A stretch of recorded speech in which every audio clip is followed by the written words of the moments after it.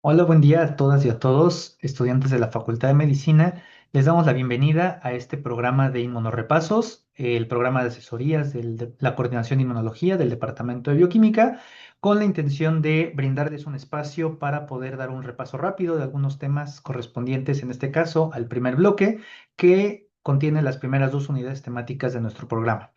Al frente de este programa estarán la doctora Alexa García y el doctor Mauricio Galindo, quienes son médicos pasantes de la coordinación, y pues les invitamos a seguirnos durante esta transmisión en vivo. En el espacio de YouTube, en la cajita de comentarios, pueden poner sus dudas y las resolveremos en el momento. Y si no se pueden conectar a la sesión en vivo, no se preocupen, los videos quedarán disponibles en nuestro canal y pues ya no atenderemos a sus dudas en tiempo real, pero de todos modos estarán disponibles. Recuerden que aparte de este programa, que son sesiones en vivo, están las sesiones de los años anteriores, por si quieren consultar el mismo tema desde otra visión o desde otra perspectiva. Y si no, el calendario de las sesiones está programado ya, o está publicado en nuestras redes sociales. Entonces, sin más preámbulo, les doy nuevamente la bienvenida y les cedo la palabra a la doctora Alex García para iniciar esta sesión.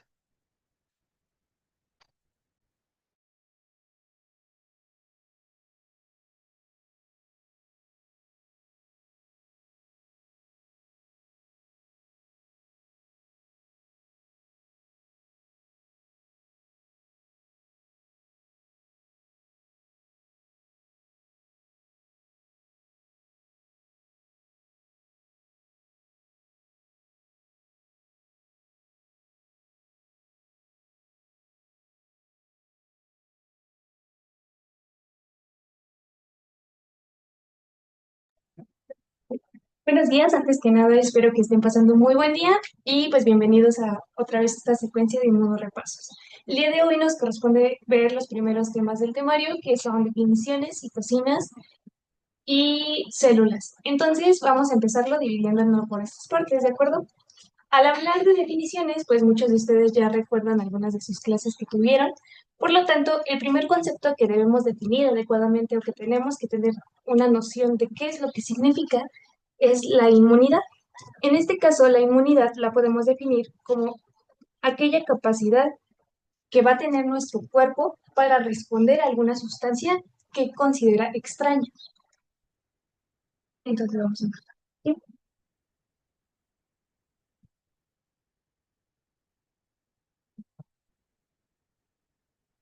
Capacidad para responder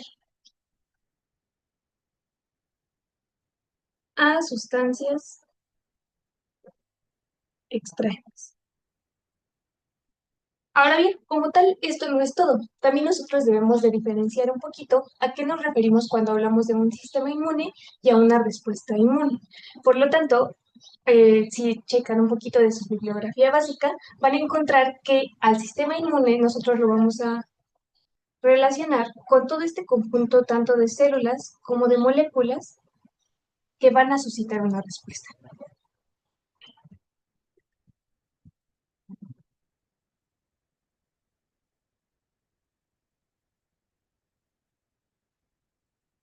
Como tal, el sistema es este conjunto de células y moléculas, pero la respuesta es otra cosa. La respuesta inmune es como tal la respuesta conjunta, espera una second, la respuesta conjunta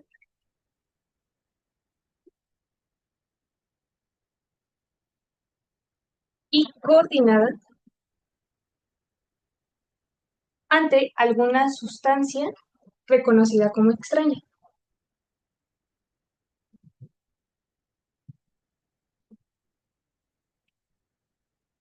Ahora, ¿por qué decimos esto de una sustancia que pueda ser reconocida como extraña? Como tal, no solamente todos estos agentes que sean externos al cuerpo pueden considerarse extraños.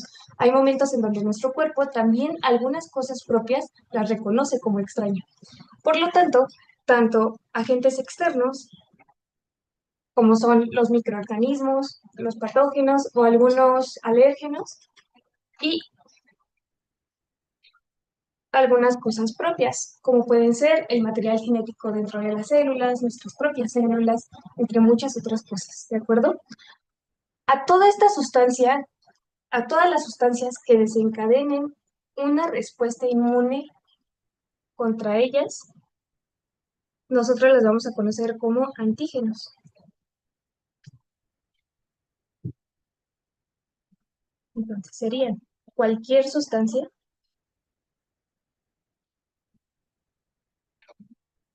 que desencadene una respuesta inmune contra ella. Entonces, así es como vamos a definir el antígeno. ¿Y por qué es importante conocer un poquito de estos? Bueno, porque dependiendo de cuáles sean los tipos de inmunidad, va a ser contra qué va a ser respuesta, qué tan rápido va a ser la respuesta y qué características va a tener la misma. Entonces, hay unas características que son importantes conocer antes de adentrarnos en los tipos de inmunidad, que pues seguramente ustedes ya las conocen, iniciando con la especificidad,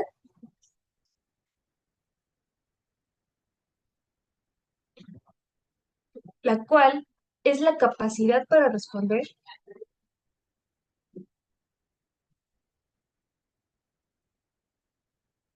de manera eficiente a determinados antígenos.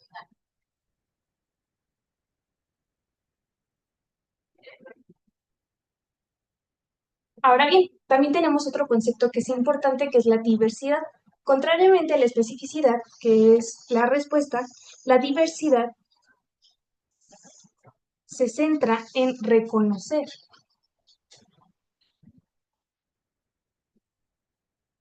un número elevado de antígenos. ¿Y a qué se debe esto? ¿A qué se debe que nosotros reconozcamos distintos antígenos? Bueno, esto es principalmente por la variabilidad que hay en las estructuras de unión del antígeno. Variabilidad de estructuras. Por ejemplo, nosotros podemos tener una forma de cuadrado, una forma de triángulo, una forma de círculo, ¿de acuerdo? Y esta variabilidad que hay en la zona de unión es lo que nos permite reconocer distintas formas, o en este caso, distintos ligandos, distintos antígenos. Pero no solamente va a ser, por ejemplo, un cuadrado azul, va a ser también un cuadrado rojo, un triángulo rojo, un círculo rojo, ¿de acuerdo? El cambio que hay en esta zona de unión es lo que permite reconocer muchísimas cosas. Es muy diverso el reconocimiento que hay. Es por eso que lo conocemos como diversidad. Entonces, la especificidad es la respuesta que va a desencadenar este reconocimiento.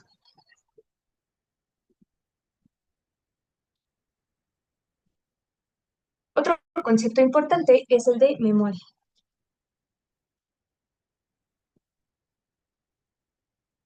La memoria es cuando nosotros nos exponemos o el sistema inmune se expone a un antígeno, va a favorecer que recordemos la respuesta que hubo.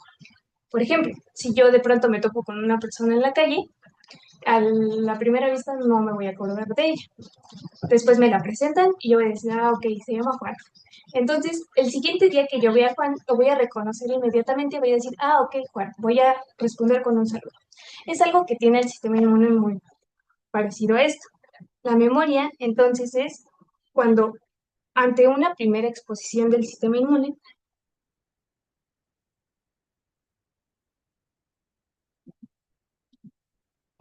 a algún antígeno,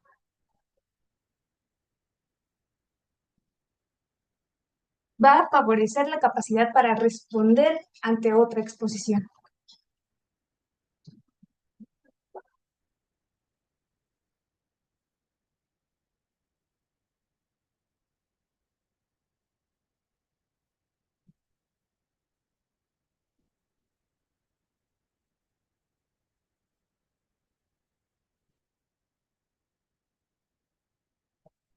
Aparte de estos tres conceptos importantes, tenemos, por ejemplo, el último, que es la falta de reactividad a lo propio.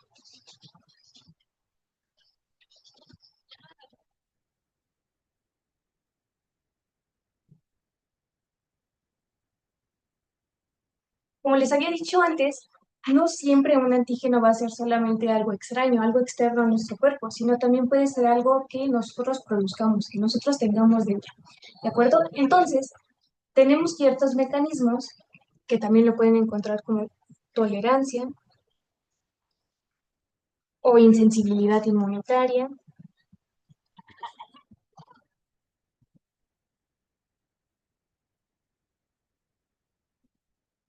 o autotolerancia, que como tal lo que hacen es evitar que nosotros reaccionemos con cosas propias. Pero ahora bien, ¿qué pasa cuando se rompe esto? Cuando mi cuerpo empieza a atacar a mí mismo. Cuando sucede esto, nosotros lo conocemos como o da origen a enfermedades autoinmunes. Es por eso que es importante tener mecanismos que eviten la reacción con cosas propias.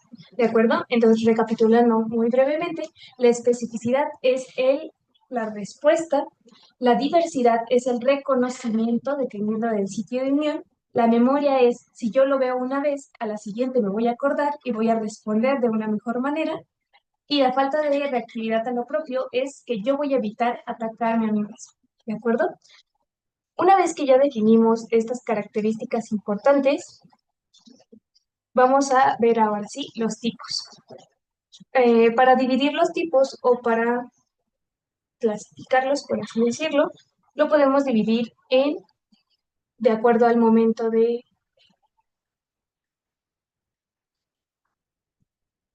el momento de adquisición, la forma de adquisición y momento de acción y los componentes. Entonces, cuando hablamos del momento de adquisición,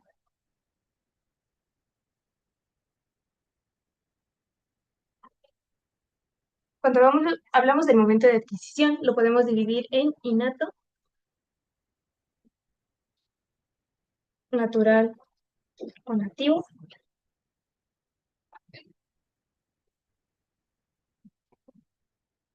y en adaptativa,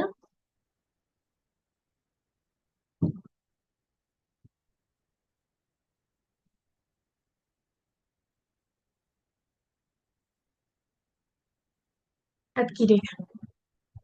¿De acuerdo? Entonces, como bien dicen los nombres, a partir de esto vamos a ver qué características tienen cada una. Por ejemplo, ¿cuál es el tiempo de reacción? Si tienen o no memoria,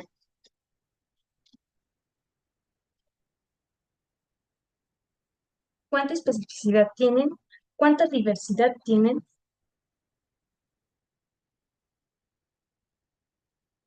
Eh, Entonces, al ser innato, es como si nosotros lo tuviéramos grabado de fábrica. Entonces, el tiempo en el cual va a actuar es súper rápido.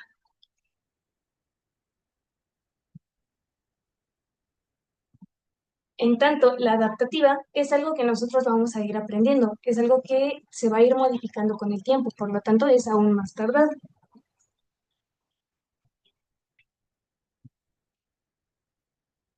En cuestión de la memoria, como nosotros estamos hechos de fábrica, inicialmente cuando nacemos, pues entonces la innata no va a tener una memoria.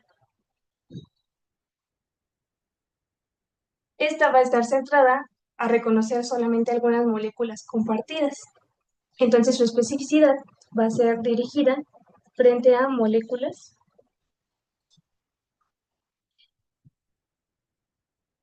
compartidas por microbios, por ejemplo, o por células dañadas. Mientras tanto, la diversidad va a ser escasa.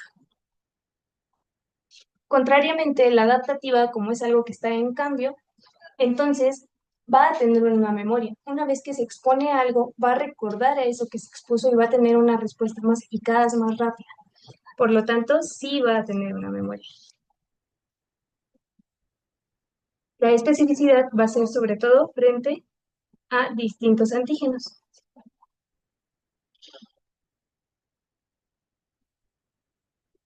La diversidad pues va a ser súper elevada.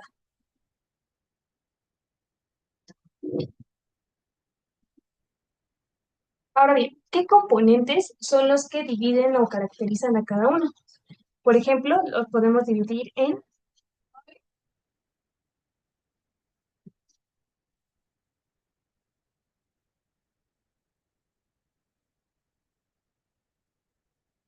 un componente celular, en un componente humoral y en otros. Dentro del componente celular, hablando de inmunidad innata, vamos a tener algunas células como son los granulocitos, los fagocitos, los linfocitos NK, las ILC, células dendríticas. Por ejemplo, en el componente celular de la parte adaptativa podemos encontrar algunas células como son los linfocitos y las células plasmáticas. ¿Por qué son importantes las células plasmáticas? Porque esto nos va a dar origen a la parte humoral de la inmunidad adaptativa, que serían la producción de inmunoglóbulos.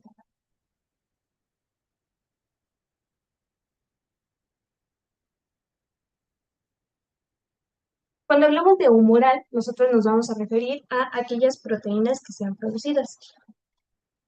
Entonces, si vemos a el sistema inmune innato, vamos a tener algunas proteínas como son el sistema de complemento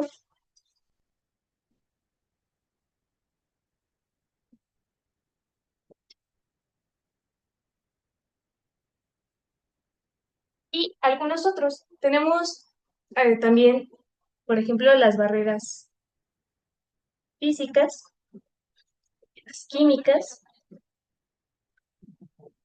y biológicas. Entonces, este es otro tema muy aparte, pero nada más para que recuerden, también las células forman estas barreras. La producción de moléculas forma estas barreras químicas y biológicas como la microbiota van a estar participando en este sistema inmunitario. ¿De acuerdo? Entonces, ya que clasificamos por el momento de adquisición y los componentes que van a estar formando tanto la inmunidad innata como la inmunidad adaptativa, ahora sí hay que ver cómo es la forma de adquisición y el momento de acción en el cual van a estar participando. Para ello podemos realizar una tabla muy fácil, donde podemos dividir a la inmunidad como natural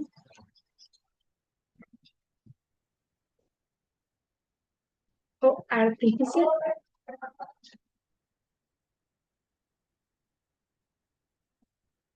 Para diferenciar estos es muy fácil. Natural es algo con lo que nadie interviene. Nuestro cuerpo lo genera o los cuerpos de otras personas, pero como tal este no va a tener una intervención.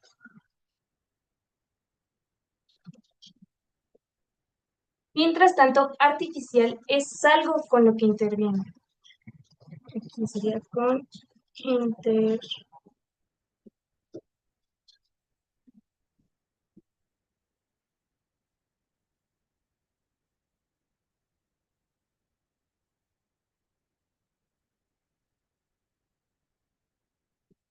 Por lo tanto, estas son sustancias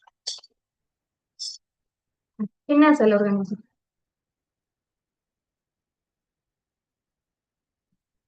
Y estos son procesos naturales.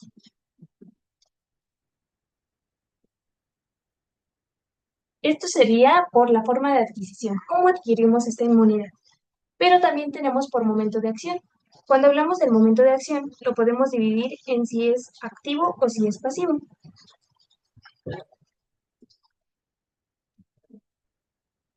Activo es cuando existe una exposición a un antígeno. Va a estar expuesto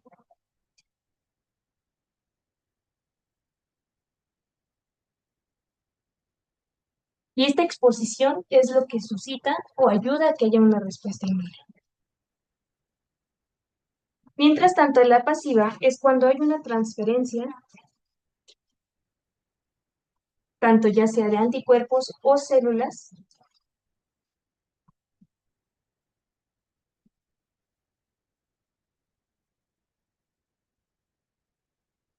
que están encargadas de esta respuesta.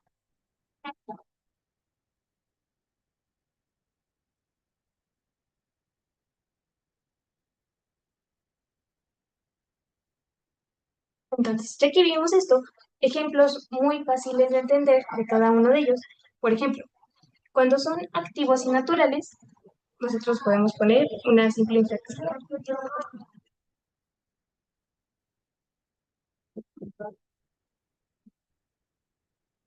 Por ejemplo, nosotros vamos al pasillo de Salmonela y nos compramos unos tacos.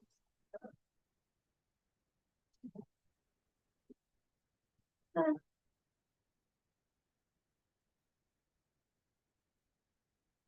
pero esos tacos estaban. Entonces, una infección es algo, es una respuesta natural y activa. ¿Por qué? Porque nosotros nos exponemos a algún patógeno, a este antígeno, y comemos los tacos y nos enfermamos. Entonces, una infección es natural activa. Hablando de artificial activa, por ejemplo, cuando nosotros vamos a alguna campaña de vacunación,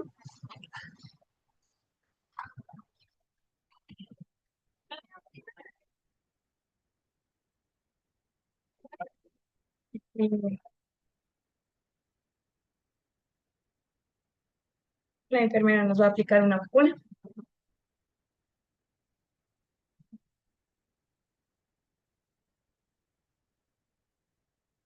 Entonces, ¿por qué una campaña de vacunación? Porque recuerden de qué están hechas las vacunas, esto lo van a ver más adelante, pero las vacunas van a tener como tal la presencia de estos microorganismos, de estos patógenos.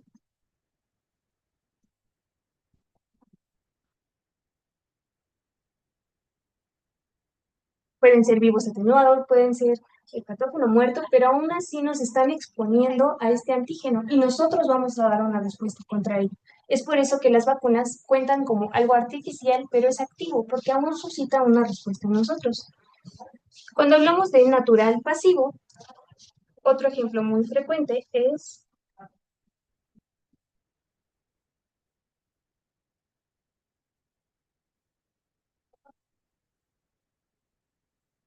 con las embarazadas. ¿Por qué las embarazadas? Porque normalmente el paso de anticuerpos a través de la placenta,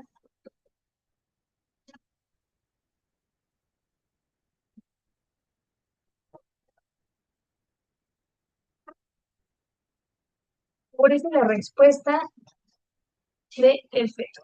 Por ejemplo, anticuerpos como la IgG a través de la placenta o incluso a través de la lactancia materna. Recordemos que también brindamos esta protección, por ejemplo, con el paso de la IgA principalmente. Entonces, es algo natural porque lo está produciendo la madre y pasivo, ¿por qué? Porque como tal, el feto no está respondiendo por sí solo, sino que está utilizando los anticuerpos de la madre para poder responder adecuadamente. Y el último ejemplo de artificial pasivo es, por ejemplo,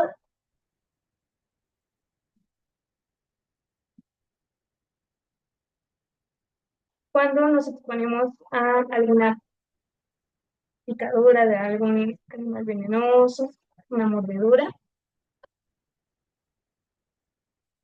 aquí la mordedura de serpiente,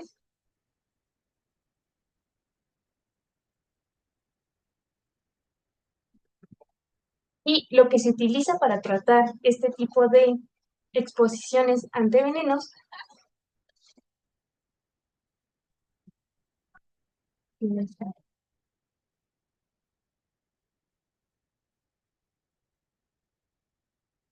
por ejemplo, este tipo de antídotos o esta fleboterapia que va a recibir normalmente está compuesta por anticuerpos, ¿de acuerdo?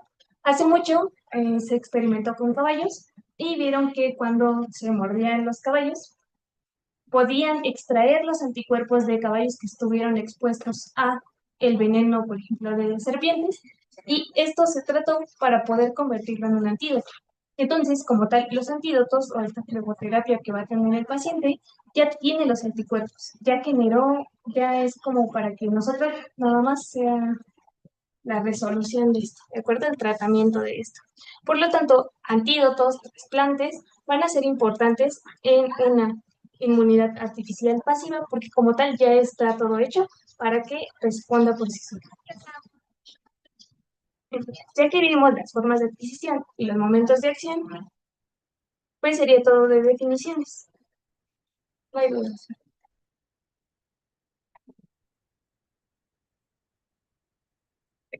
Pasando con el siguiente tema,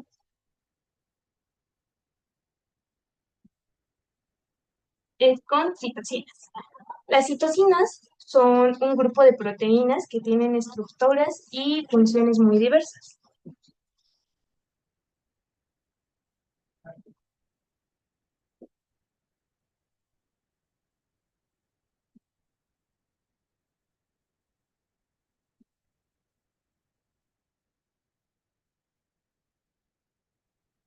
Es importante. ¿Y por qué son importantes las citocinas? Porque como tal, estas van a regular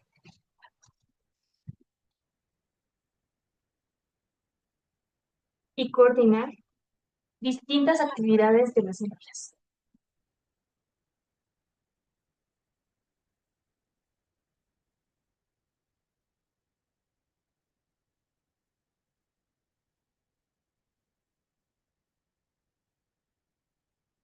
Funcionan como mensajeros. ¿Ok? Entonces, es importante reconocer estas funciones específicas de las citocinas porque nos van a ayudar a entender distintas acciones o distintos sucesos que van a suceder más adelante, que vamos a ver durante todo el día, ¿de acuerdo? Entonces, las funciones de las citocinas se van a centrar en la respuesta inmune,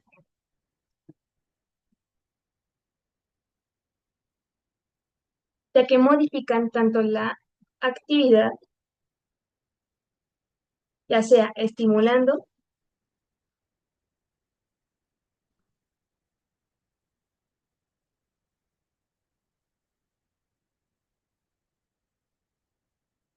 inhibiendo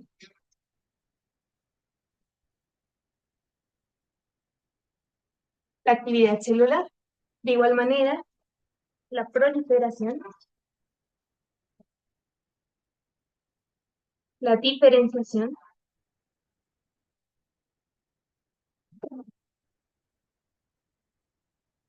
modulación,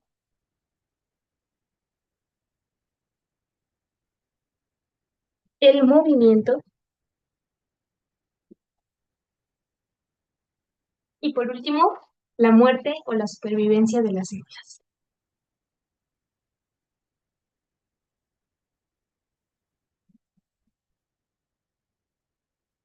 Al regular todos estos procesos, pues nos damos cuenta que realmente actúan en todo lo que vamos a ver durante todo este bloque y los que siguen van a estar presentes, ¿de acuerdo?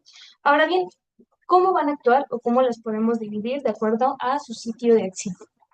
Nosotros las podemos encontrar como endocrinas cuando son producidas por una célula, sin embargo, tienen que viajar a través de, por ejemplo, vasos sanguíneos, llegan hasta la otra parte del cuerpo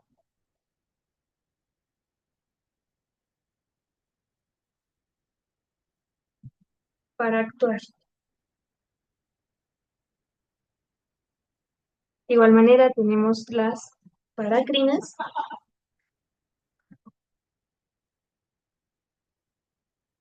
que son cuando se encuentran en un mismo tejido,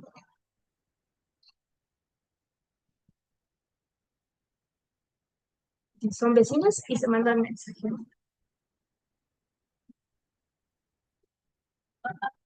Y finalmente, cuando son autocrinas,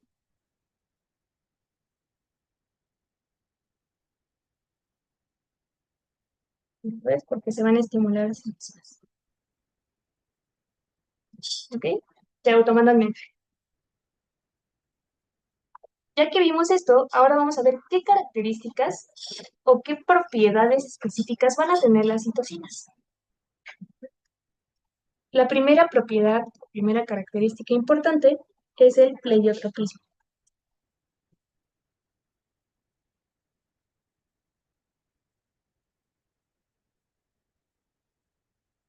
El pleiotropismo nos dice que Una misma citosina, por ejemplo, la interleucina 4, va a estimular a distintas células y va a generar distintas funciones dependiendo de a qué célula estén estimulando. Por ejemplo, al linfocito B, la activación y la diferenciación,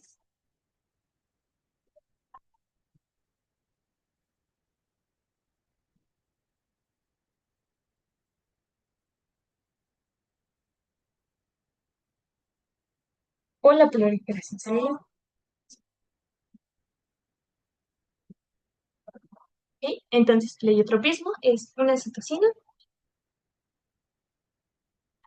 actúa sobre distintas células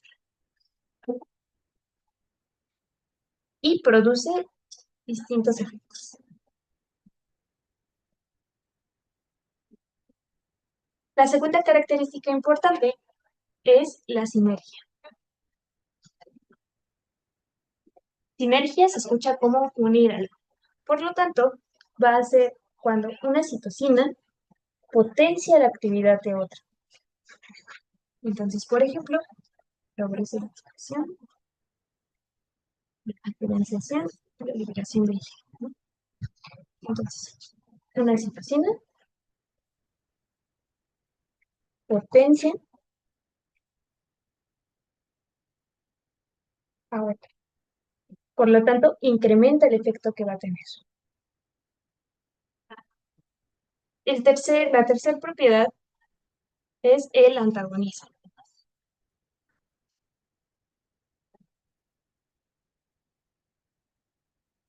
Como bien dice su nombre, es el personaje antagonista. Por lo tanto, vamos a hacer la función contraria. En este caso, en lugar de estimular, por ejemplo, la interleucina 4, lo que vamos a hacer es inhibir la actividad de esta. Entonces, una citosina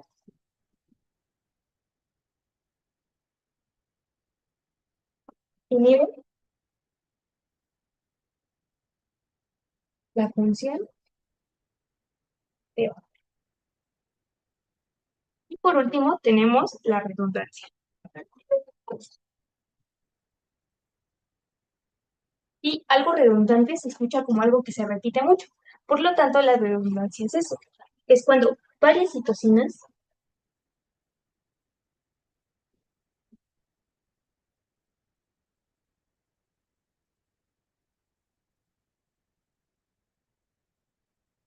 cumplen con una misma función,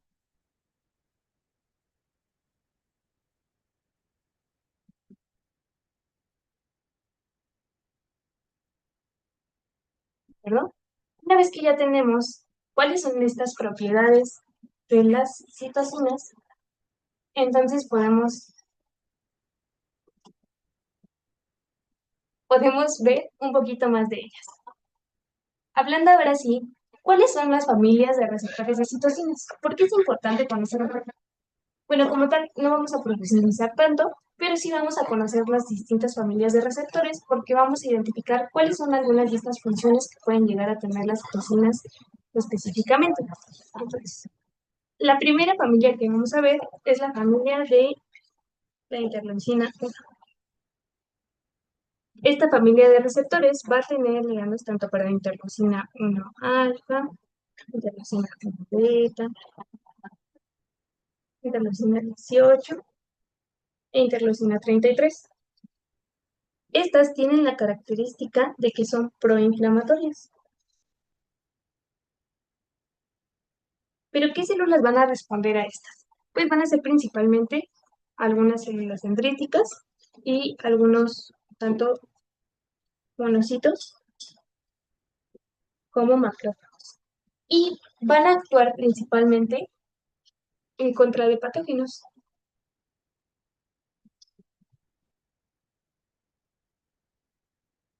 ¿No? Una característica de estos receptores es que son diméricos.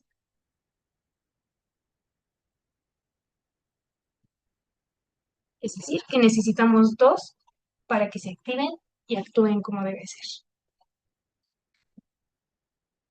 La siguiente familia que vamos a tener es la familia de clase 1. Esta familia va a responder o va a tener la característica principal de que está conformada por un haz de 4 hélices. Esto no creo que sea tan relevante, pero bueno. Nos va a importar porque va a reconocer distintas citocinas. Por ejemplo, la interleucina 2, la interleucina 3, la 4. Y así nos vamos a seguir hasta la 7, la 12, la 13, la 15. También algunos factores estimulantes de colonias.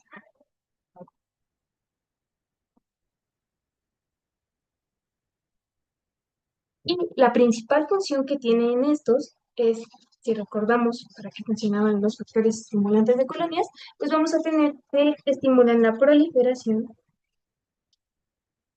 la diferenciación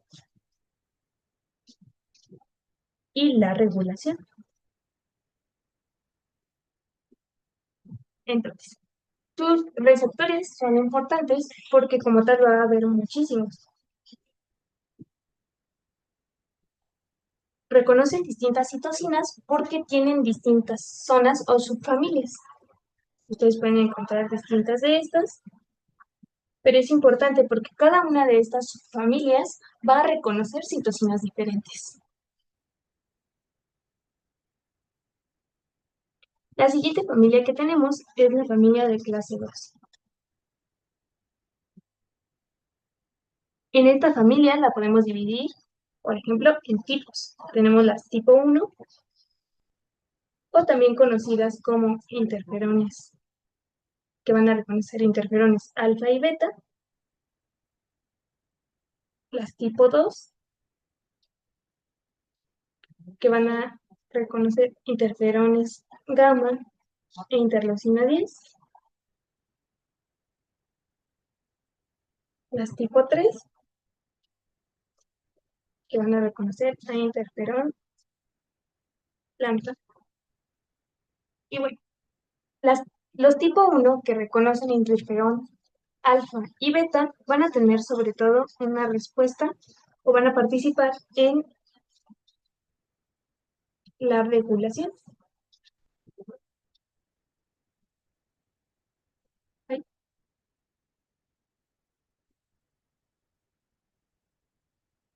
mira, ¿perdón?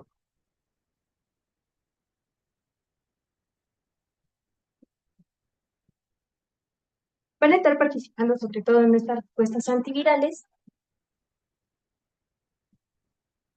y se van a liberar. Las tipo 2 tienen la característica de que participan en una regulación para mantener un ambiente de tolerancia. Si recordamos, vimos que la tolerancia o la falta de reactividad a lo propio permitía que nuestro cuerpo no se atacara a sí mismo. Por lo tanto, la activación de estos receptores tipo 2 por el interferón gamma y la interleucina 10 son inhibidores, evitan este ataque a sí propio, mantienen un ambiente más de homeostasis y de tolerancia. También van a relacionarse con la activación de macrófagos y van a tener distintas similitudes en su receptor. Las tipo 3 van a reconocer, más interferón lambda. Este va a tener la característica de que también va a ser antiviral y va a estar presente en algunas células, por ejemplo, las células dendríticas, las receptoides, y va a actuar cuando haya un incremento en la expresión de genes virales. De igual manera, estos receptores tienen la característica de ser diméricos, es decir, que necesitamos dos para que se activen. La siguiente familia que vamos a ver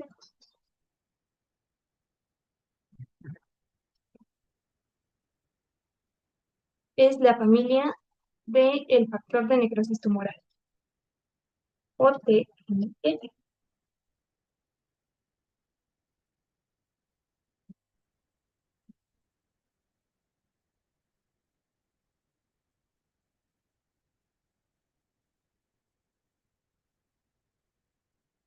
Estas van a actuar principalmente en algunas células, como son los macrófagos, los fibroblastos, los queratinocitos. Y pues vamos a tener algunas citocinas como son el TNF-alfa, la linfoto-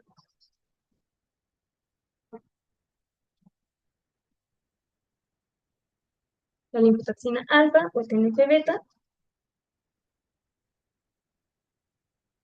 beta, tenemos, por ejemplo, APA, paper, tenemos algunos ligandos como de 40 ligando, vas ligando. Entonces, viendo cuáles son cada uno de estos, podemos ver que, por ejemplo, la activación del TNF-alfa va a hacer una reacción proinflamatoria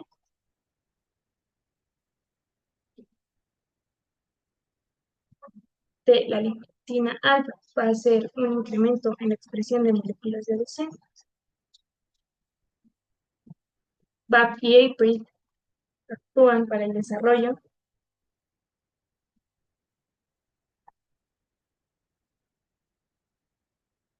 de homeostasis, CD40 ligando para la diferenciación,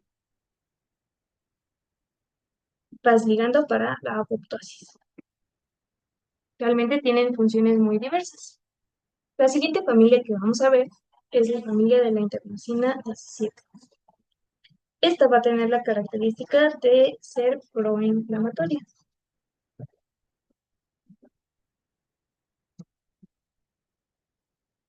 Tenemos algunas células, por ejemplo, los neutrófilos, los queratinocitos, los linfocitos T.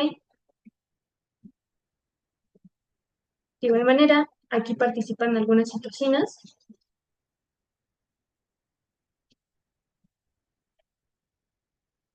como la interleucina 20.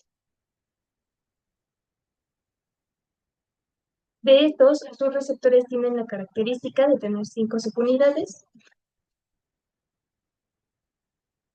También van a ser diméricos e incluso triméricos. Esta es muy rápida. Después tenemos la siguiente familia y última, que sería la familia de las quimiosinas. Estos receptores de quimiosinas van a actuar induciendo el movimiento celular, ¿de acuerdo? Entonces, siempre que hablemos de quimiosinas, que nos hablen de una quimiotaxis, es el movimiento celular.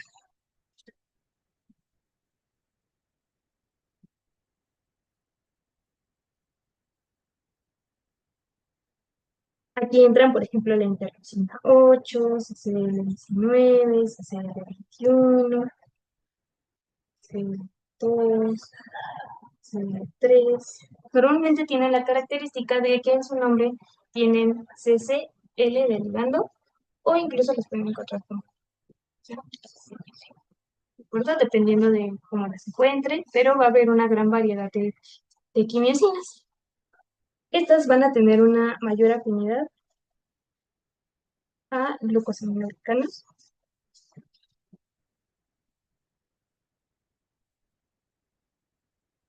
Por lo tanto, van a unirse o van a tener mayor afinidad con una unión a los vasos sanguíneos.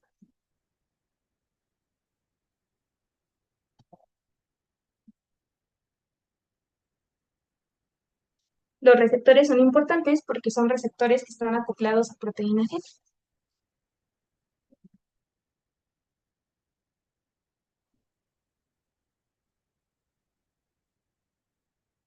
Y si se acuerdan, pues tienen 7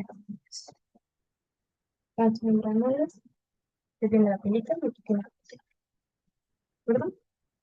Además de esta clasificación, nosotros también las podemos clasificar a las citocinas de acuerdo a su función. Entonces nosotros ya vimos distintas de las funciones que tenían. Por ejemplo, que estas sean interleucinas. Ya vimos distintas interleucinas, que sean interferones, sean proinflamatorias, que sean antiinflamatorias, por ejemplo, si son quimiosinas, o si son factores de crecimiento.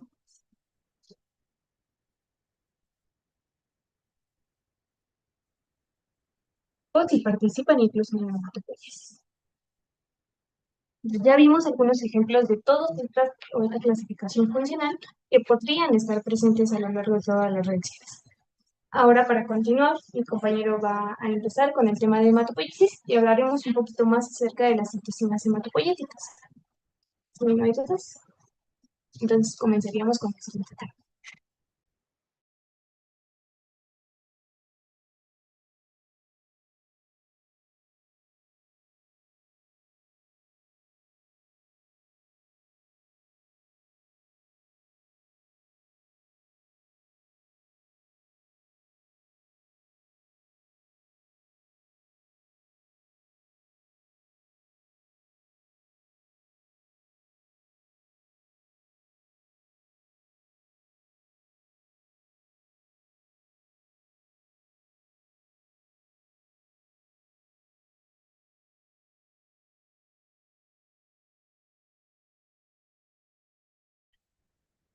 Muy bien, pues vamos a continuar.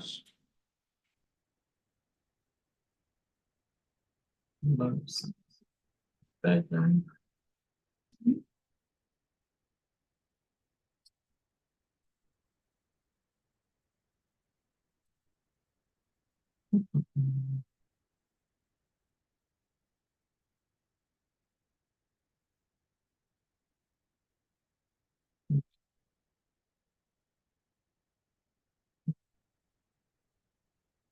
Y pues vamos a hablar justamente, como nos mencionó Alex, de la última parte de lo que vamos a revisar el día de hoy, que justamente van a ser las células del sistema inmunitario.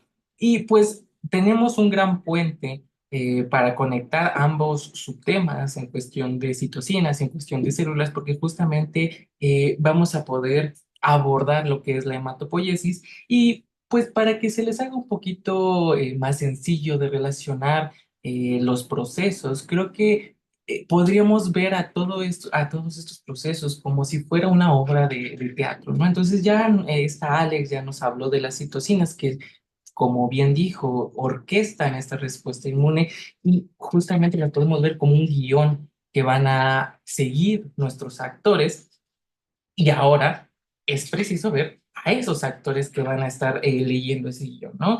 Y entonces todo va a comenzar a partir de una HCC, o sea, una célula madre hematopoyética. ¿Ok? Esa célula madre hematopoyética va a tener su localización en una estructura que vamos a denominar nichos en nuestra médula ósea. ¿Ok? Ahí va a estar habitando esta célula madre hematopoyética. Ahora, esta va a dar origen a todas las líneas celulares de nuestras células del sistema inmunitario. Y vamos a ver que va a tener ciertas características, como lo es, vamos a poner aquí, punteado.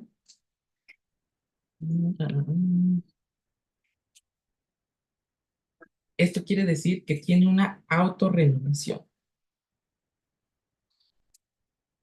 ¿Ok? Constantemente se va a estar autorrenovando esta célula madre hematopoyética. De igual manera, precisamente por esto, por este potencial que tiene, va a tener una gran capacidad de diferenciación. Justamente es por eso que va a dar origen a estas, a todas los linajes, ¿no? De las células. Aparte, podemos ver que cada una de nuestras células, si bien va a tener características morfológicas que van a poderse diferenciar muy fácilmente unas de otras, muchas veces no va a ser tan sencillo justamente esa diferenciación. Entonces vamos a emplear marcadores de superficie que nos van a decir, ah, ¿sabes qué? Esta célula es un linfocito tal. Esta célula es un linfocito B. Entonces, justamente esta va a ser la carta de presentación que va a tener cada una de nuestras células para diferenciarse, ¿no? En este caso, las características, los marcadores de superficie característicos de la célula madre hematopoyética van a ser el CD34, el CD40, SCA1, SCA1, y algo que va a ser muy importante, que va a ser el CD117, al cual también vamos a poder denominar CKIT. Bien, esos serían estos marcadores de superficie.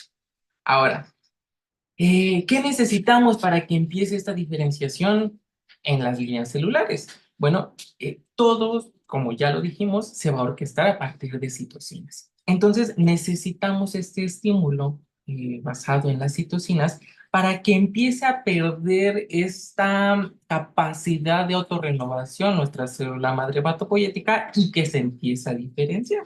Entonces, vamos a ver que en primera instancia se va a convertir en algo que vamos a denominar como célula progenitora pluripotencial debido a estímulos que son las citocinas, como lo son la interleucina 6, la interleucina 1, interleucina 2, interleucina 12, ujú, o algo que denominamos como factor de células madre o stem cells factor. Y justamente nos va a dar esta célula progenitora pluripotencial, de la cual vamos a partir para dividirnos en las dos grandes familias que nos interesan. ¿Ok? Aquí ya estamos perdiendo esta capacidad de autorrenovación y esta capacidad de diferenciación. Ahora, algo muy importante. Em, Estas citocinas, si bien no las voy a estar colocando pues en todos lados, y voy a colocar las más importantes que se necesitan para la diferenciación de una u otra familia, es importante que se queden con que no van a desaparecer. O sea, aunque no las vean, el estímulo sigue estando presente. Sin embargo, se le va a añadir otra citocina la cual va a determinar justamente que se vaya a un tipo celular, ¿no? Entonces, no es que dejen de existir, simplemente poseen más relevancia otro tipo de citocinas. Y en este caso, las más importantes van a ser para algo que vamos a denominar como eh, progenitor mieloide común o CMP. Vamos a poner aquí, progenitor mieloide común, que justamente por su nombre vamos a ver que va a ser toda la línea mieloide. Las citocinas más importantes van a ser la interleucina 3, de color, interleucina 3, y algo de lo que ya nos habló también Alex, que va a ser el factor estimulante de colonias de granulocitos y monocitos, ¿no? Es muy importante esto. Y para su contraparte, la línea linfoide, vamos a tener al progenitor linfoide común. Progenitor linfoide común. Y la citocina más importante va a ser la interleucina 7. Bien, excelente. Ahora, vamos a ver la familia que va a abarcar prácticamente lo que es nuestra respuesta inmunitaria, ¿no? La línea mieloide. De aquí vamos a ver que por sus clases de histo, ustedes saben que existe la posibilidad de que este progenitor mieloide común se vaya a dos líneas que, repito, ya estudiaron en histo, que las vamos a poner.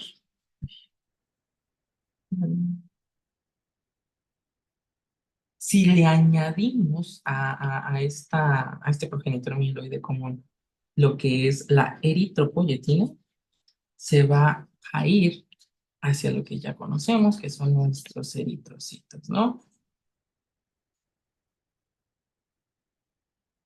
A diferencia de esto, si le añadimos lo que es la trombopoyetina, nos va a llevar hacia nuestras plaquetas.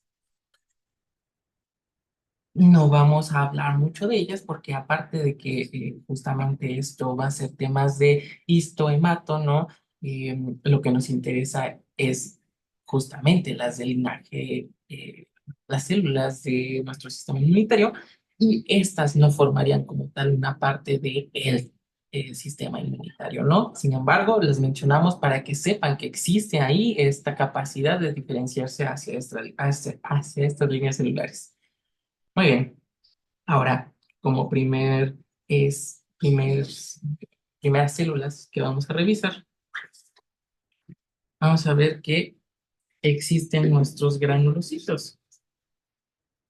En primera instancia, vamos a ver que se puede crear, se puede diferenciar nuestro progenitor mieloide común a algo que vamos a denominar como CFU, o unidad formadora de colonias de granulocitos y monocitos. Digamos de alguna manera que esto es un tipo de célula que todavía tiene una capacidad de diferenciarse menor a nuestra madre hematopoyética, como ya lo vimos, pero es de aquí que van a partir nuestros granulocitos y pues nuestro monocito. Bien, en primera instancia, aquí tenemos muy evidentemente a nuestro eosinófilo.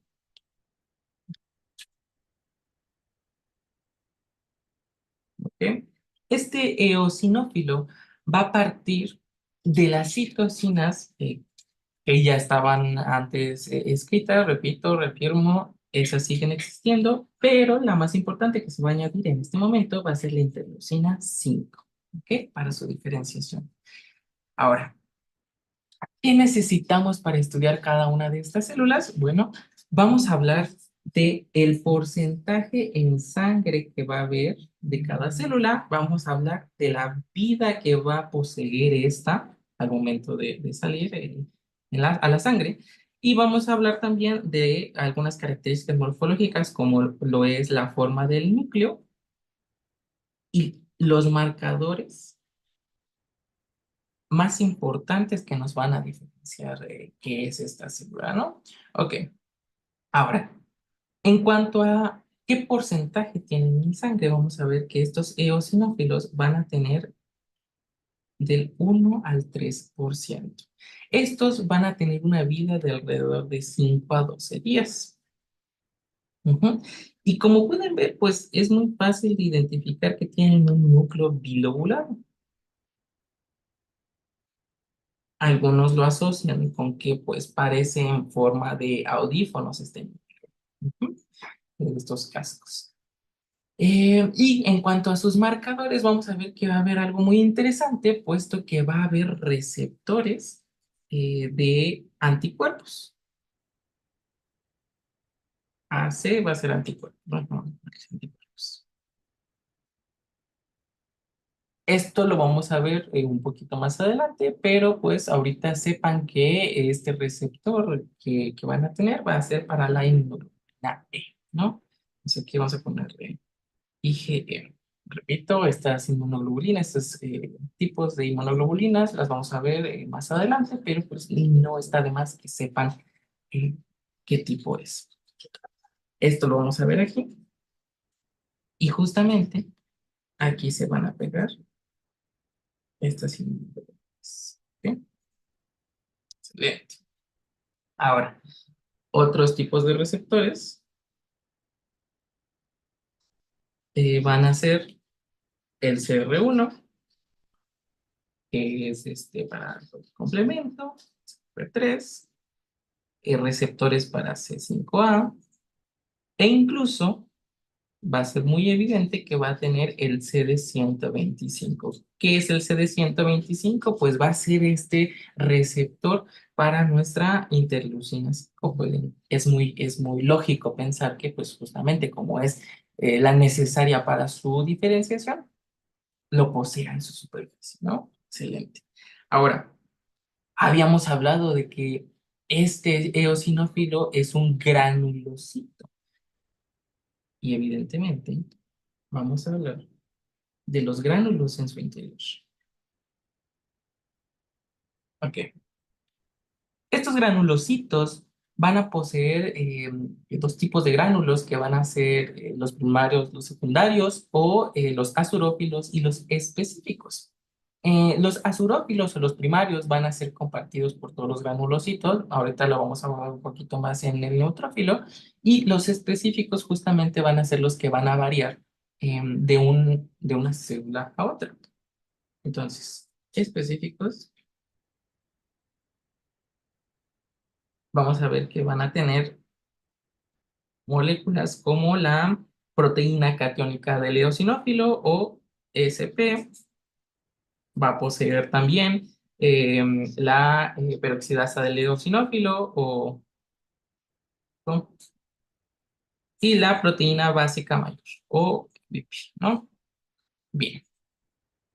Justamente estos gránulos, este contenido de los gránulos va a ser justamente lo que nos va a determinar la función de nuestro eosinófilo, puesto que todo esto va a combatir infecciones parasitarias. Entonces, función, nuestro eosinófilo va a ser antiparasitario. Y es muy importante que no confundan eh, el que estos eosinófilos pues los veamos en alergias, ¿no? En estos procesos alérgicos, ya que si bien sí están involucrados en ellos, sí se ven como participantes de estos procesos alérgicos, no significa que para ello estén creados. Entonces, su función, lo normal, es antiparasitario. Patológicamente,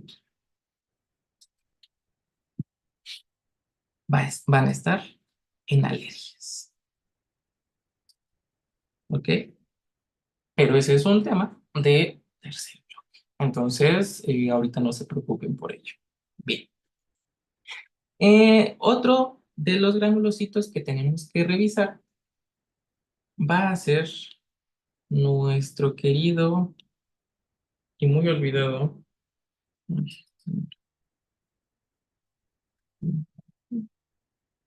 basófilo. ¿Ok? Este basófilo va a ser creado a partir de citocinas como lo es la interleucina 4, la interleucina 3, ujú, que toman mayor relevancia en este momento de la diferenciación. Ahora, este basófilo, que es moradito, básico, vamos a ver que su porcentaje en sangre va a ser muy chiquito, va a rondar el 1%, menos del 1%, ¿no? Entonces, su importancia en cuestiones de las reacciones inmunológicas, pues, no es tan elevada, ¿no? Pero, pues, sí va a participar de alguna manera. Ahorita vamos a ver para qué. Su vida va a ser de horas a días. Su núcleo, vamos a ver que puede tener distintas formas. Algunos dicen que es bilobulado, eh, en forma de S, o incluso como lo representamos aquí en esta imagen, pues va a ser amorfo, ¿no? Entonces, pero lo más común es que sea bilobulado en forma de S, ¿no? En cuanto a los marcadores,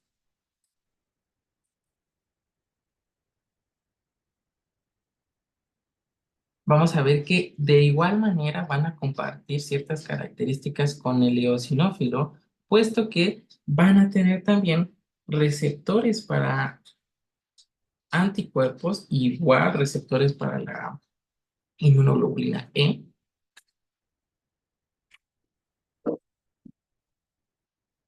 ¿Ok?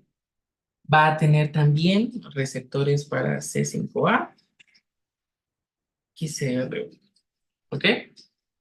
Que esto pues ya les está sonando, como les dije anteriormente, que es tema del complemento. Bien. Am, estos también van a poseer gránulos, repito, pues forman parte de los granulocitos. Y los gránulos específicos que van a tener, específicos, van a ser la histamina, factores quimiotácticos,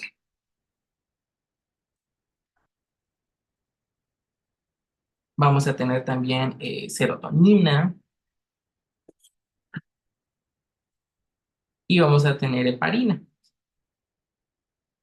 Ahora, esto pareciera muy similar a una célula que vamos a ver más adelante y justamente nos va a determinar la función que van a tener, que pues más que nada se van a dedicar a el reclutamiento celular, ¿ok? Sin embargo, en cuestiones de, vamos a ver qué función, en cuestiones de patología, también los vamos a ver en situaciones de hipersensibilidad o bueno, de alergia. Bien, excelente. Ahora, pasemos con uno de los más relevantes que vamos a revisar el día de hoy. ¿Listo? Que va a ser nuestro neutrófilo.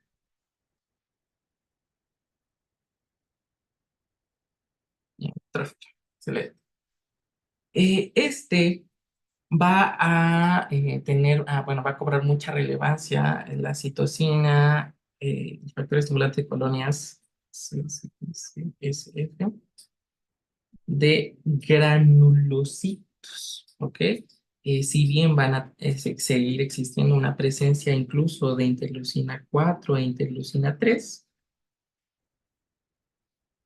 ahora el más relevante va a ser el factor estimulante de colonias de granulocitos, ¿ok?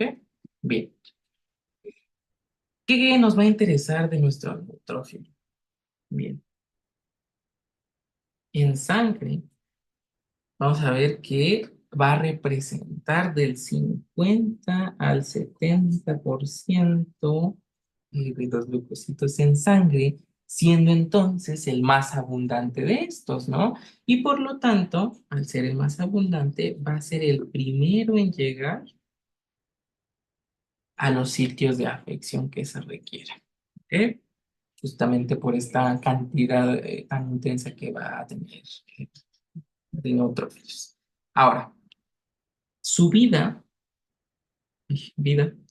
va a depender de la localización en donde lo encontremos. Si está en sangre, vamos a ver que va a tener una vida de 5 a 7 días. Aquí le vamos a poner sangre. Y si está en tejidos, que justamente pues es el propósito de estos neutrófilos, que vayan a los tejidos y que vayan a eliminar el estímulo que se esté produciendo, su vida va a tener de 1 a 2 días. Tejidos. ¿Ok? Bien. Es, estos van a ser justamente los que van a estar produciendo nuestra pus al morir, ¿no? Entonces, cuando vean eh, esta esta cantidad excesiva de pus, pues van a ver que muchos neutrófilos sacrificaron su vida para acabar con el estímulo que los está atacando, ¿no? Entonces, dato para que se lo lleven. Ahora, los marcadores de superficie que van a tener, antes, el núcleo va a ser una de las cosas más características de este neutrófilo, puesto que va a ser multilobulado.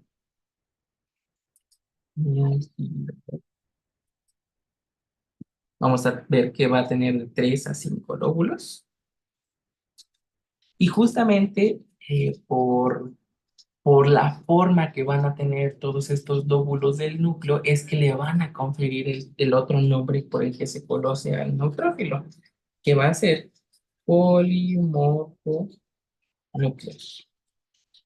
¿Ok? O PMI. Bien. Ahora, pasando a los marcadores de superficie que van a tener,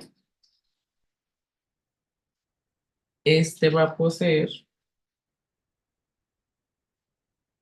al CD68 y al CD15.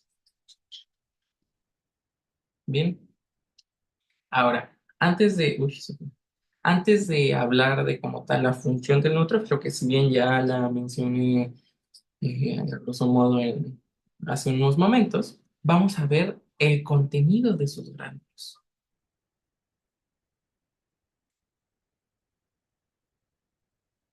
Ok, como les mencionaba, va a tener gránulos primarios o azurófilos,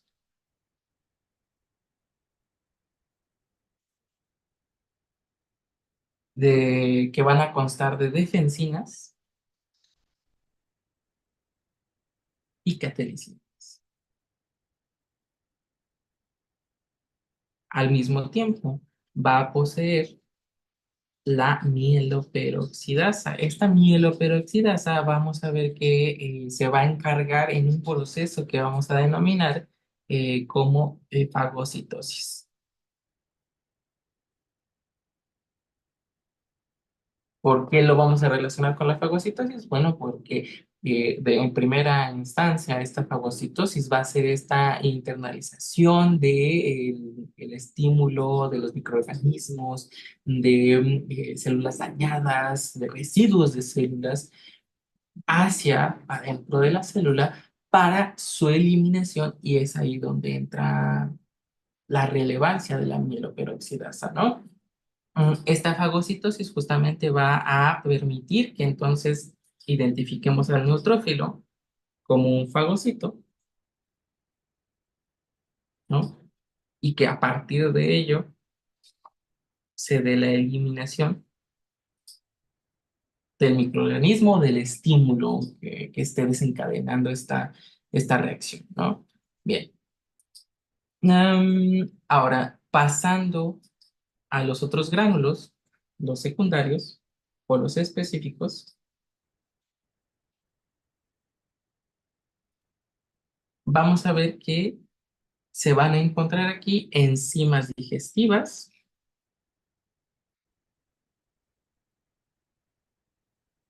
Estas enzimas digestivas pueden ser ya sea la gelatinasa,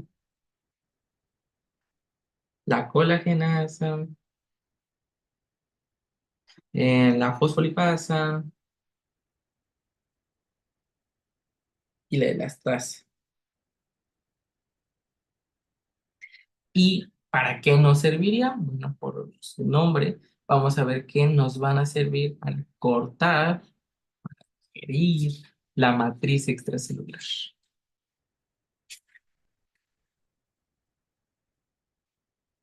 ¿Ok? Esta matriz extracelular, el propósito de que nuestros neutrófilos la estén cortando, pues es justamente que les permita abrirse paso a través de los tejidos y llegar al sitio de afección en donde necesitamos a nuestros neutrófilos. Bien, esto se va a ver un poquito más en inflamación. Entonces, quédense con esto justamente para ese tema. Otro de los contenidos que va a tener en estos gránulos específicos va a ser la lisozima, que se va a encargar de degradar al peptidoglucano.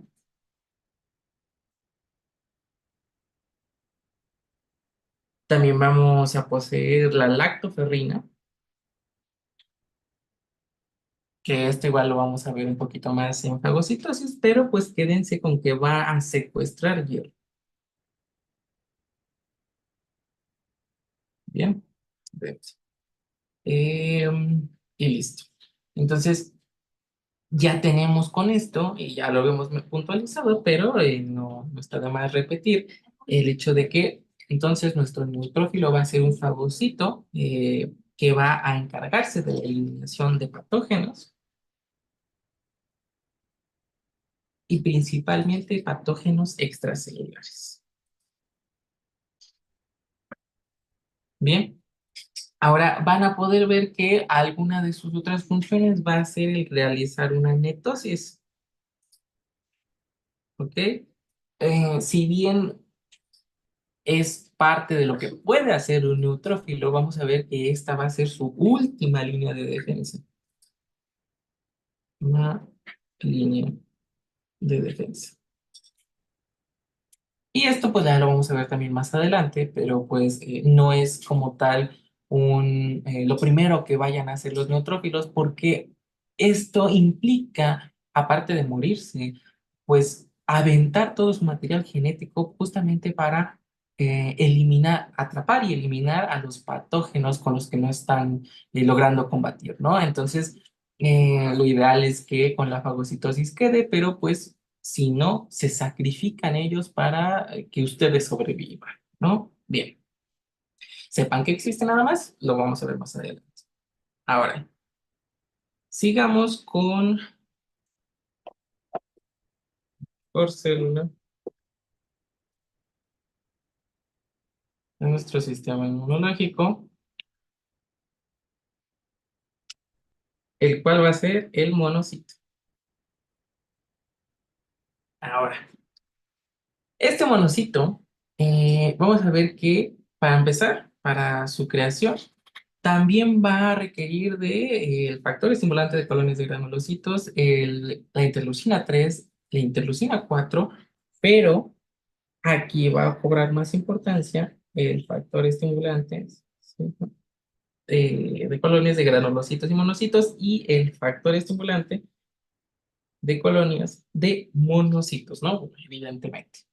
Ahora, este monocito es una célula muy increíble, puesto que yo les había mencionado que nuestra célula madre hematopoyética, pues de entrada tiene una capacidad de autorrenovación y diferenciación y progresivamente va a ir perdiendo esa capacidad, ¿no? Entonces, cuando llega al final de esos estadios, bueno, dependiendo de la célula de la que estamos hablando, va a perder totalmente esa capacidad de diferenciación y de autorrenovación. Entonces, este eosinófilo ya no se puede diferenciar, este basófilo ya no se puede diferenciar, ya no se puede autorrenovar, pero el monocito aún tiene una capacidad de diferenciación, de diferenciación. Bien, vamos a ver que de entrada va a ser una forma circulante, va a estar normalmente, va a estar siempre en la circulación. Entonces, su porcentaje va a ir del 5 al 10%. Ujú. Vamos a ver que su vida, justamente por esta capacidad de que aún se puede diferenciar, va a ser de días a meses. Ujú. Y vamos a ver que una de las características más particulares va a ser su núcleo, el cual va a tener una forma de riñón.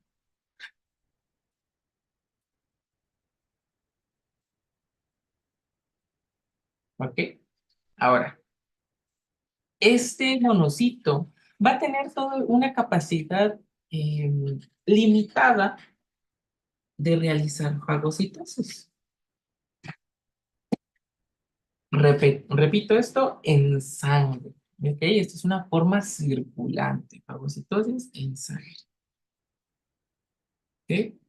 Ahora, si tiene la capacidad de diferenciarse, entonces su último estadio va a ser cuando éste atraviese hacia los tejidos. Entonces, vamos a poner aquí eh, sangre y acá arriba tejidos. ¿Ok? Entonces, va a salir de la circulación, va a llegar al sitio al que requerimos su acción, al tejido en el que lo necesitamos. Y dependiendo del estímulo que es recibiendo, pues va a ser el tipo de célula que se va a formar. De entrada, bueno, pues ustedes ya saben que estos van a ser macrófagos, ¿no? Este último estadio.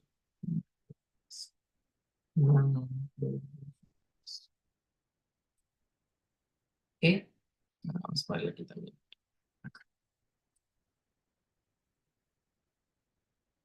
Ahora, si llegásemos a recibir un estímulo como lo es el interferón gamma, que ya también les habló Alex de esto, el tipo de macrófago que vamos a crear eh, va a ser un macrófago M1 o también denominado como el macrófago clásico. Vamos a ponerlo aquí. O también denominado inflamatorio, que justamente pues nos facilita saber entonces qué es lo que va a hacer y justamente va a producir ciertas citocinas, vamos a ponerlo aquí, produce, que promueven la inflamación como lo es la interleucina 1 y el TNF-alfa. Bien, ahora, eh, este, si bien va a estimular la inflamación, ya les había mencionado que su predecesor, el monocito, va a tener una capacidad de fagocitosis. Y este macrófago, que ya es su forma final, su forma activada, pues va a tener una capacidad ya más desarrollada, ya más especializada de lo que es la fagocitosis. Pero aparte, vamos a denominar a esto, y vamos a abrir un nuevo término, que va a formar parte de nuestras APC, ¿ok? Nuestras células presentadoras de antígeno, ¿ok? Esta va a ser la primera que hemos visto de ese rubro, ¿ok?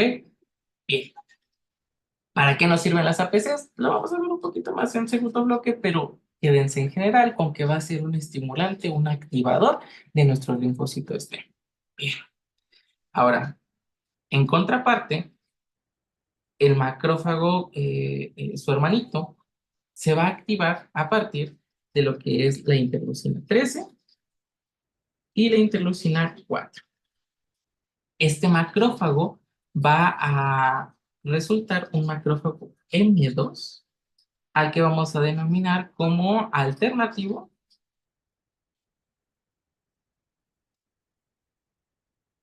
o inflamatorio. Digo, esto antiinflamatorio.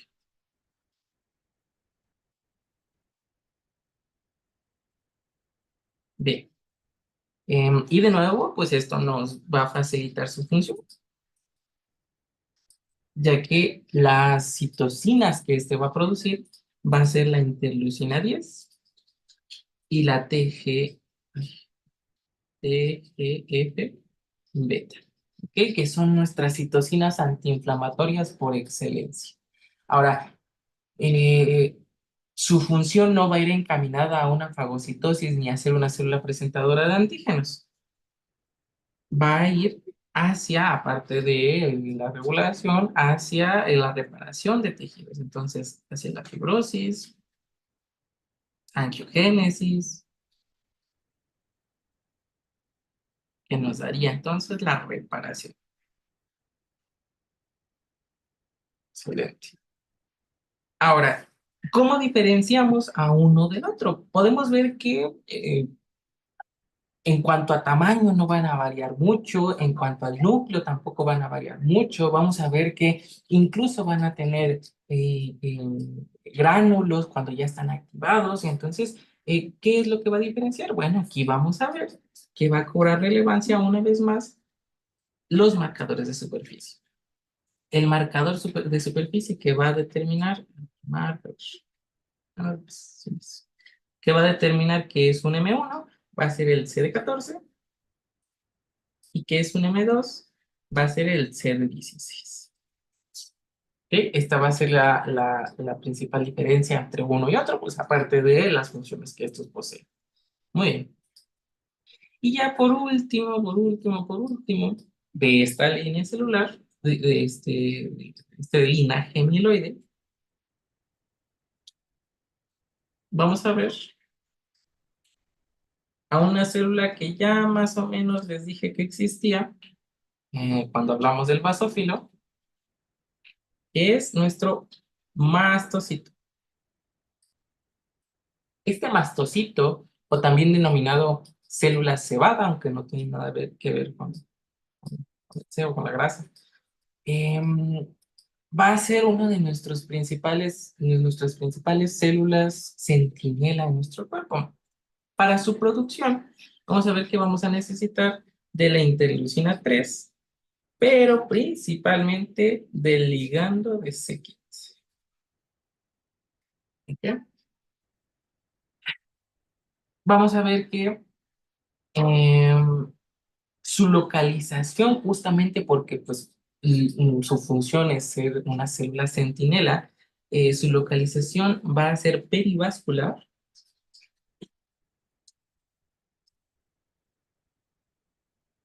y perineural,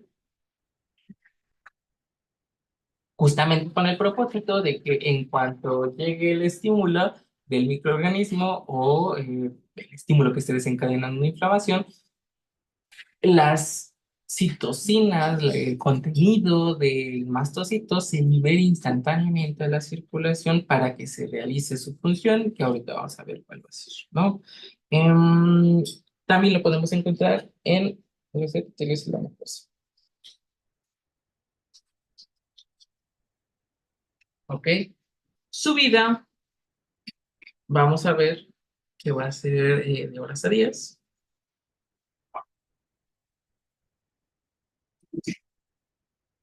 y sus marcadores,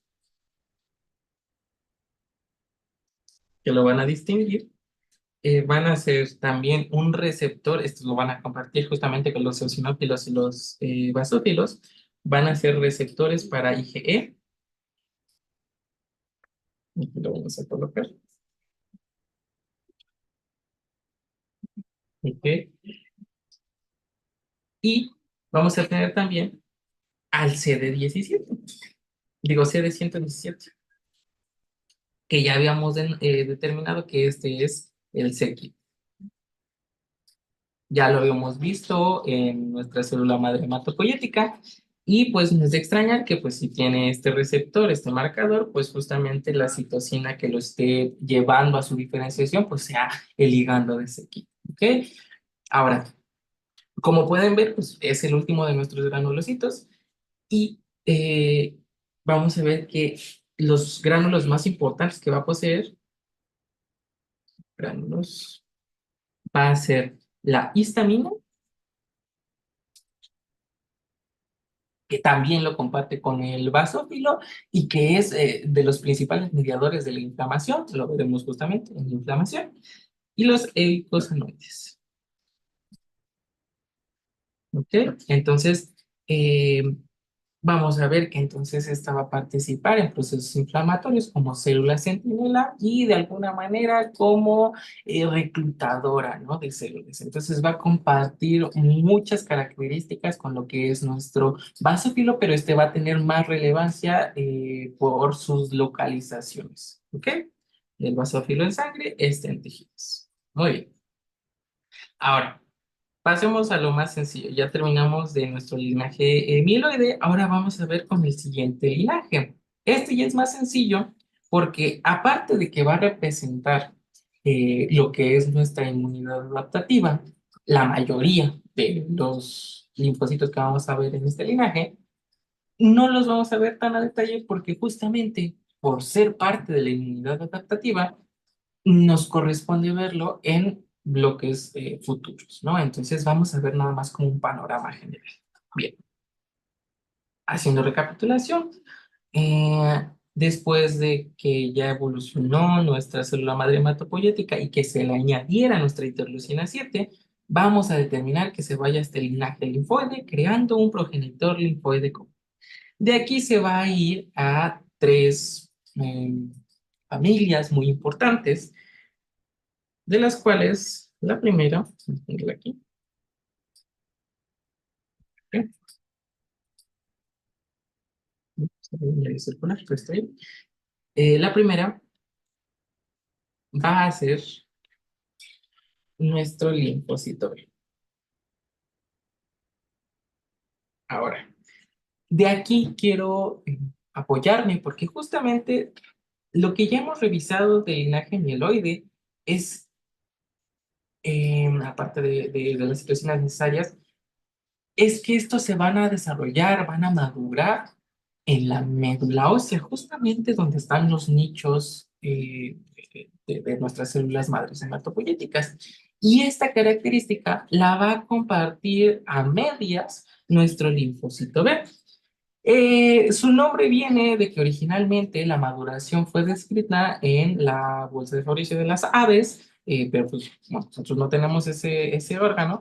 eh, Quedó muy bien porque sus fases iniciales de maduración se van a llevar en el bone marrow, o sea, hace en la médula ósea, ¿ok?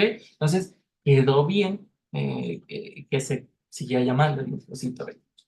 Ahora, ¿qué nos va a determinar que un linfocito es una clase u otra? Si ven, todos parecen lo mismo, son núcleos circulares, grandotes, y todos parecen unas bolas y ya está. Entonces, aquí es donde van a cobrar más importancia los marcadores de superficie. Entonces, nuestro linfocito B, lo que lo va a caracterizar, van a ser marcadores como el CD19, el CD20 y el CD21. Aunado a esto, vamos a ver que va a tener en su superficie una inmunoglobulina, ujú, que es esto, que va a ser denominado como el receptor de células B o BCR, ¿no? Entonces ya es otra forma de determinar que pues este es un linfocito B. Ahora, toda esta familia de linfocitos va a representar del 20 al 40% de las células en nuestra circulación, y nuestro linfocito B va a representar de ese 20 al 40% un 1 a 30% de nuestros linfocitos totales. Ahora, ¿cuál es la función de nuestro linfocito B? No hay que confundirlo porque ese no es su estadio como tal final.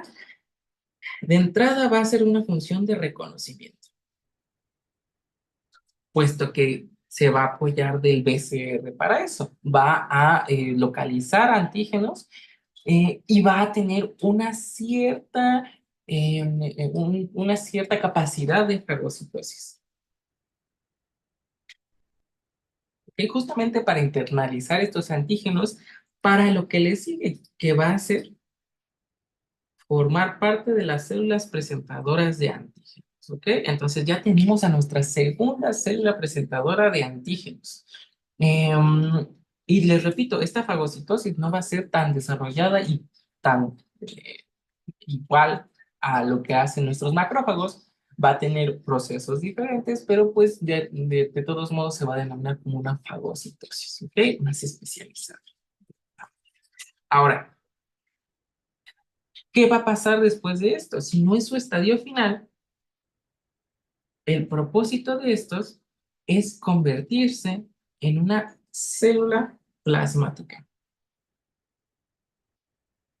Esta célula plasmática va a tener como función la secreción de anticuerpos.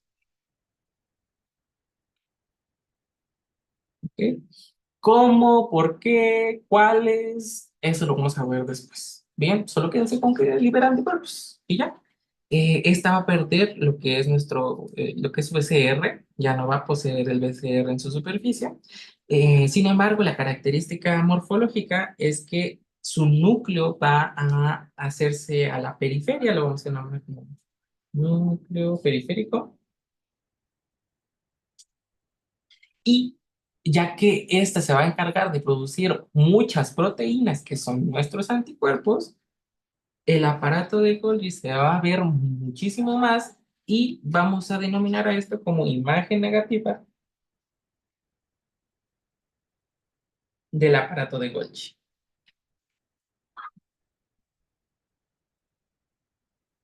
¿Ok?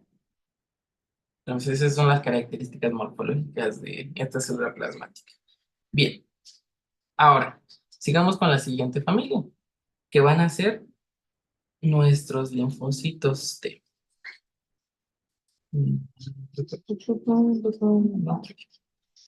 Linfocitos T.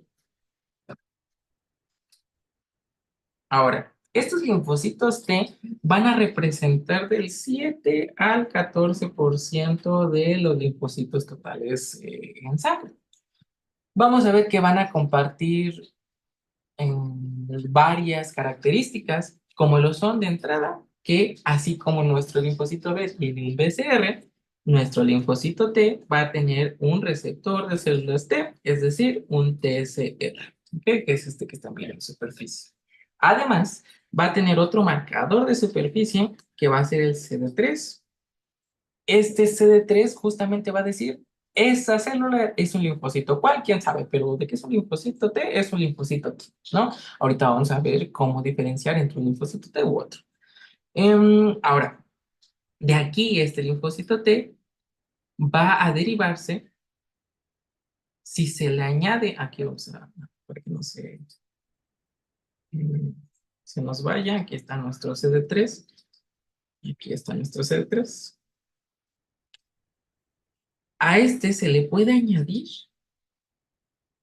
un CD4 o un CD8. ¿Ok?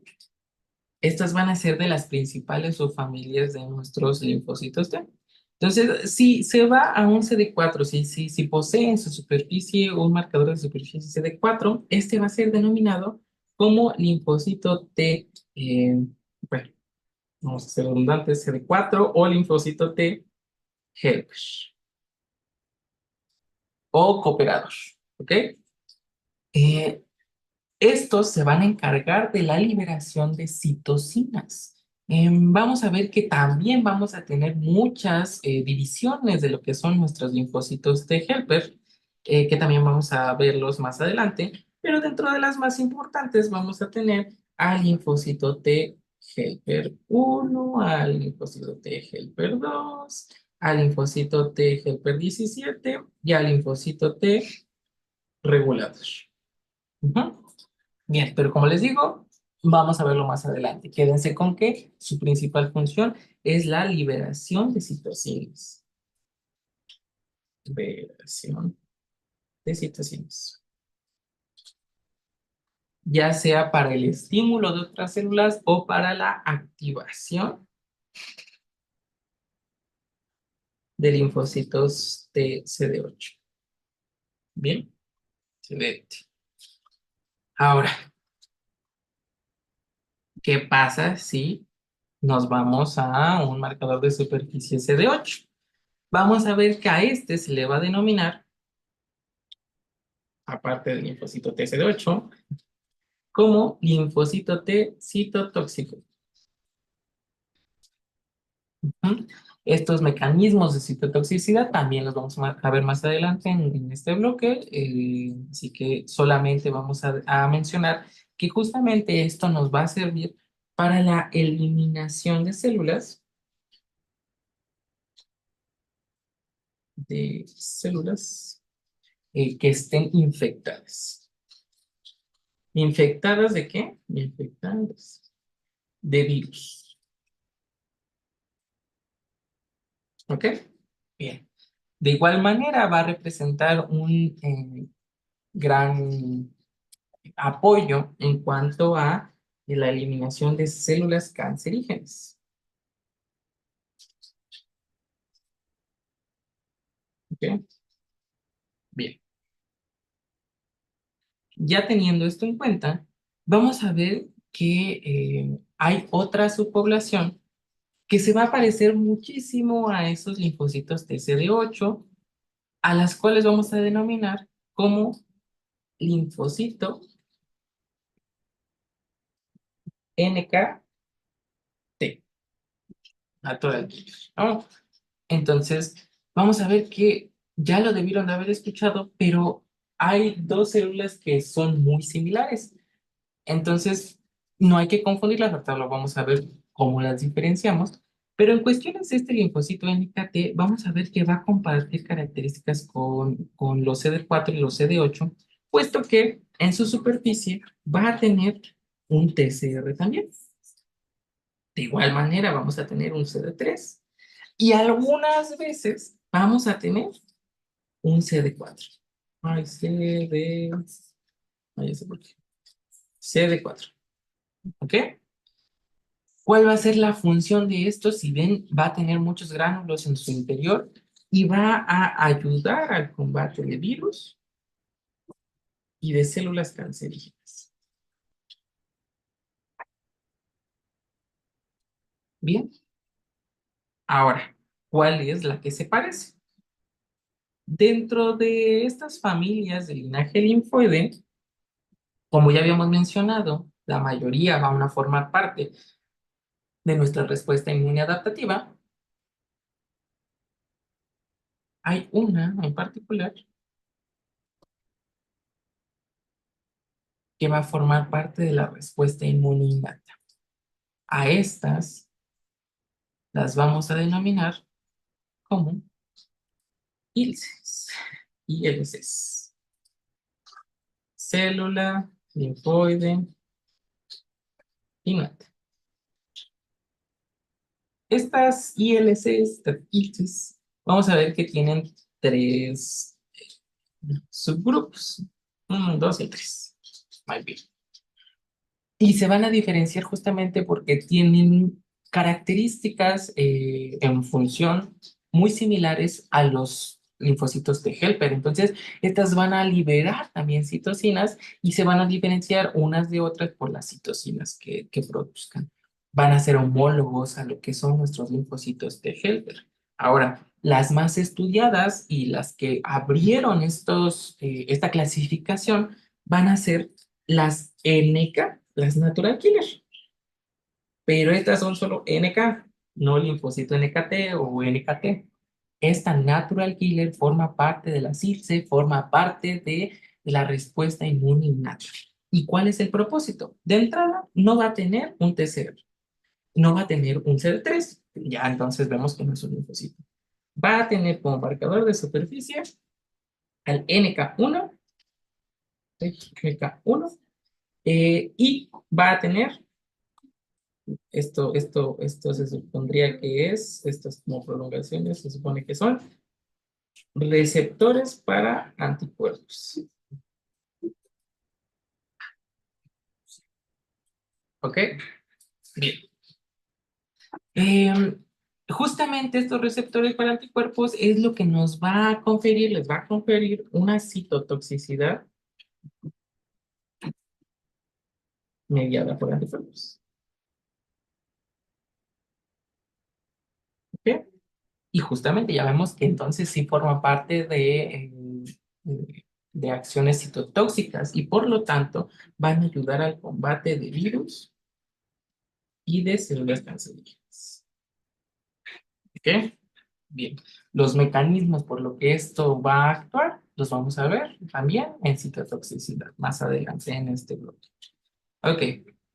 Y ahora sí, para finalizar esta sesión, nos queda hablar de una célula, o bueno, una célula con tres divisiones, que es nuestra célula dendrítica. Célula dendrítica.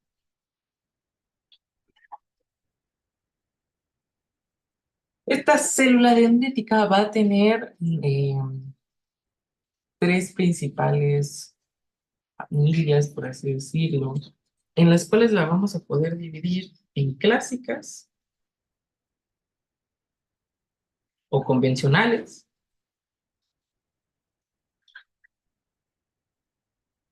Vamos a tener también a las plasmacitoides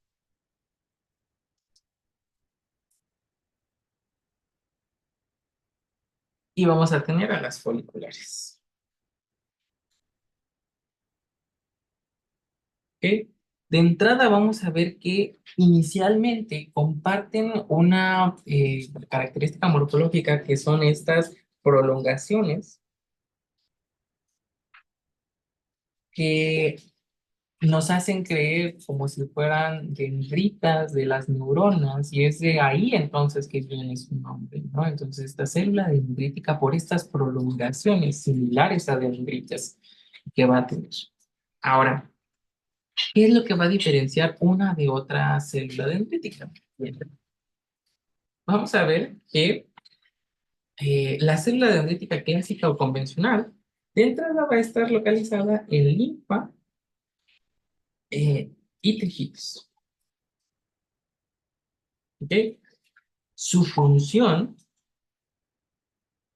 va a ser la fagocitosis.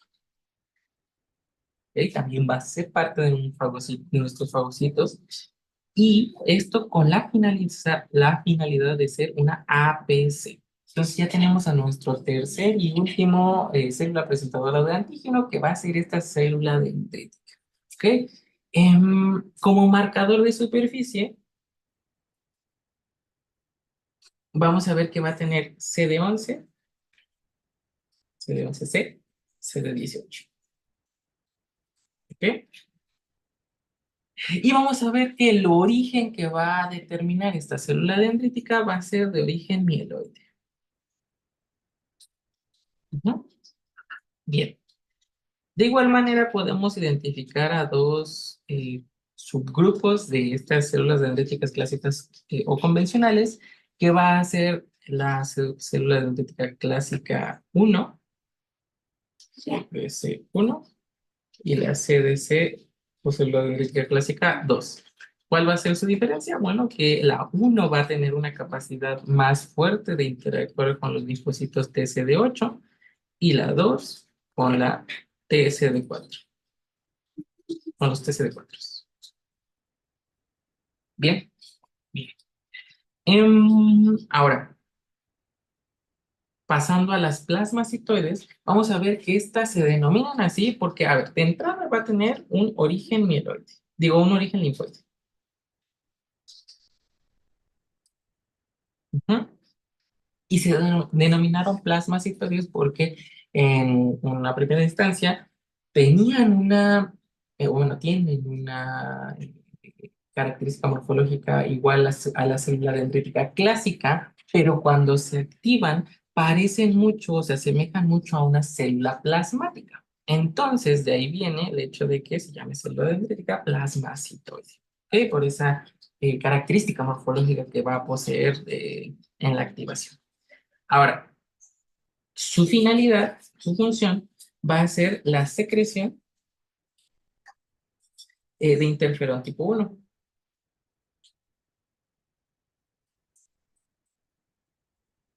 ¿Ok? Esto nos va a dar una respuesta antiviral. ¿Ok? Y sus marcadores van a ser CD123 y BDCA 2 y 4. Muy bien. Y por último, en cuestiones de las foliculares, estas no van a tener ni origen mieloide ni linfoide. Van a surgir a partir de las células mesenquimales. ¿Ok? Estas se van a localizar en folículos, como su nombre lo dice, y van a ayudar a la activación, justamente por estar en los folículos que vamos a ver en órganos linfoides, a la activación de linfocitos B. Muy bien.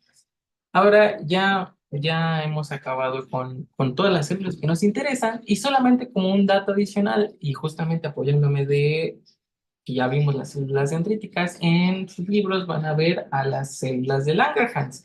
Estas células de Langerhans vamos a ver que están normalmente en la piel y van a poseer características o morfológicas tanto de macrófagos y de células dendríticas. ¿Por qué? Por los marcadores. Van a tener marcadores de ambas líneas celulares. Entonces, no estaría como determinado si es una u otra, solo quédense con que tiene marcadores de ambas, ¿no? También va a funcionar como fagocito, como lo harían los macrófagos o las células dendríticas clásicas, ¿ok? Solamente como dato adicional. Y ya para finalizar, los invitamos a revisar todos los recursos que hay en eh, el aula virtual, ¿no? Para que se apoyen en su estudio para su departamental, ¿ok? Y pues nada, sí, Luz. Bien, pues lo dejamos hasta aquí. Nos vemos el viernes y gracias.